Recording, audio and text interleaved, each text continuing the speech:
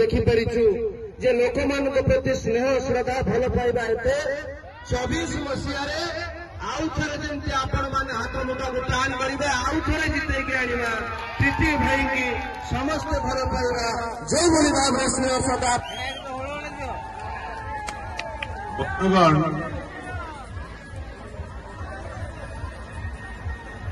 Party रे भाषा नहीं धन्यवाद केते जनईबी ये भल पाइबा स्नेह श्रद्धा आज एक समागम होती आज जनसमुद्र देखुची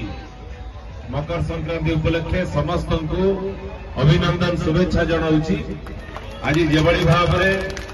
कमिटी मेंबर्स माने संजय समस्त कमिटी मेंबर्स मानक टिके जोरदार करताली देवा धन्यवाद जनइबा। आज तो सुंदर आयोजन करिसेंती भगवती मैडम रही सरपंच परिचय को आउरी उज्जीवित करने आउरी सम्मान बढ़ाइबा